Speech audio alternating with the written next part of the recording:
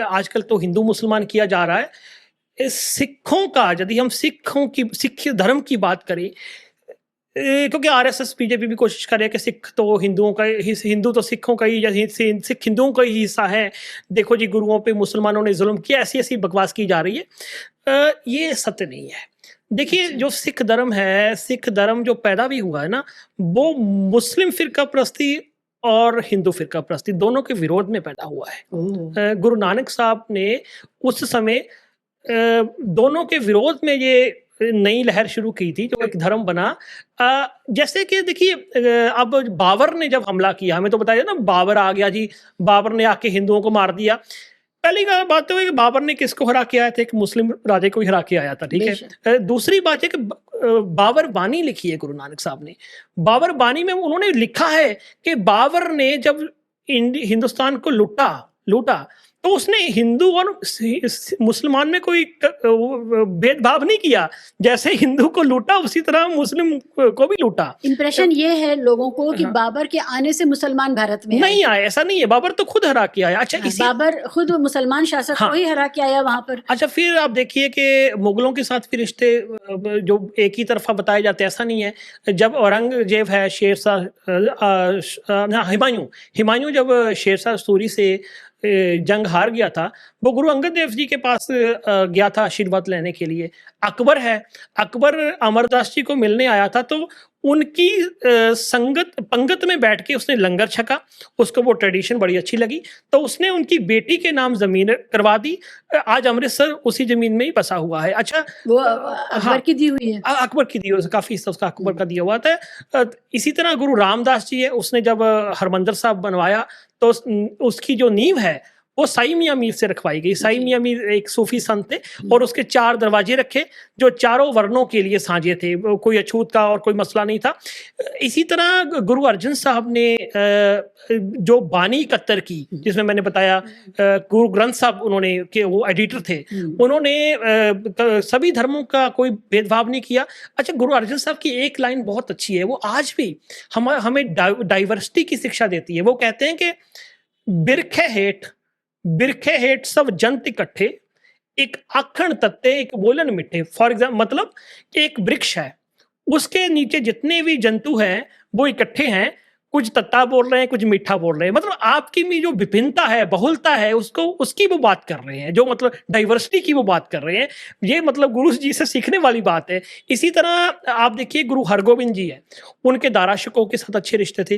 दाराशिकों के तो वैसे और भी गुरुओं के साथ अच्छे रिश्ते थे, वो गुरुओं की इज्जत भी करता था। आपको पता होगा कि दाराशिकों ने बहुत सारे हिंदू ग्रंथों का भी फारसी में अनुवाद करवाया था, उपनिषदों का। फिर आप देखिए कि इसमें चलते चलते गुरु गोविंद सिंह जी की मैं बात करूं, गुरु गोविंद सिंह जी का पुई बुद्धू शाह, जो कि गुरु जी का सिख था, गुरु जी के साथ मुगलिया फौज से लड़ा। फिर आप देखिए कि गुरु जी को माछीवाड़ा, जो लुधियाना में पड़ता है, वहां उनकी जान बचाने वाले मुसलमान थे गनी खान, नबी खान। एक बार गुरु जी को पहाड़ी राज्यों ने मतलब घेर लिया था। निहिंग खान ने अपनी हवेली में रखा और कहा कि ये मेरे दामाद है, कोई मेरा दामाद अंदर है, आप नहीं जा सकते। असल में ना, गुरु की लड़ाई किसी धर्म से नहीं थी, वो मुगल सरनेम से भी नहीं थी। मान लीजिए कि आपका नाम शिवा मुगल है, तो आपसे साथ लड़ाई नहीं थी। उनकी लड़ाई थी जुल्म के साथ, हुकूमत से साथ थी, वो किसी की भी हो। आज यदि गुरुजी होते तो आज वाली हुकूमत के भी वो विरोध में खड़े होते। तो ये मतलब उस लड़ाई को अब ये हिंदू कट्टरपंथी है, वो मतलब मुस्लिम लड़ाई के तौर पे पेश करते हैं। और आपने सुना होगा कि दिल्ली के स्कूलों में इन्होंने क्या किया कि पिछले दिनों जो बहुत बड़ी इसको अचीवमेंट बताई जा रही थी कि हमने सिख वीरता को के सिलेबस में लगाया है कि सिख शूरवीरता पढ़ाई जाएगी। देखो, पहली बात तो शिवा, मेरा मानना है ना, इतिहास शूरवीरता नहीं होता। मतलब शूरवीरता तो फैक्ट्स होते हैं। हाँ, वो तो फैक्ट्स होते हैं। और शूरवीरता में आपने कथन करना भी, एक आपका हीरो है, दूसरा आपका दुश्मन है, वो दरबारी लेखन। हाँ, इतिहास में तो फिर ये वाली बातें कहाँ आती। जब औरंगजेब को गुरुजी ने जफरनामा लिखा तो वो हिल गया, तो उसने कहा कि मैं आपसे मिलना चाहता हूँ। बाद में उसकी डेथ होगी। अब बहादुर शाह से थोड़ा समझौता भी हुआ। अच्छा, फिर ये बातें कहाँ आएगी कि हिंदू मुस्लिम सिख थे, उनका क्या खूबसूरत रिश्ता था, मुसलमानों के साथ सिखों का क्या खूबसूरत रिश्ता था। ये तो इतिहास में आएगा ना, ये शूरवीर कथा में नहीं आएगी। कथा में तो एक आपका विलन है, आप टूट जाओ। जो इस तरह की दरबारी कथाएं हैं ना, जितनी भी राइट विंग फोर्स है वो उनको रास आती है, उनको फिट बैठती है। सही।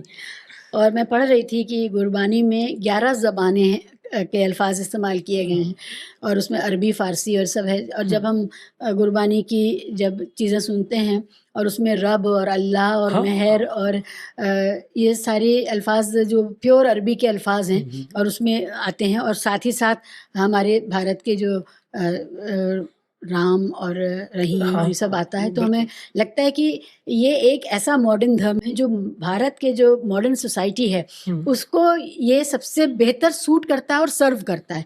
हमारा आज का जो भारत है उसकी जो मल्टीकल्चरलिज्म है उसको गुरबानी जितनी तरह अच्छी तरह से सर्व करती है, मुझे नहीं लगता हमारे पास कोई ऐसा और वो है लिटरेचर है जो उसको सर्व करे और स्पिरिचुअल ट्रेडिशन के अंदर ही सर्व करे।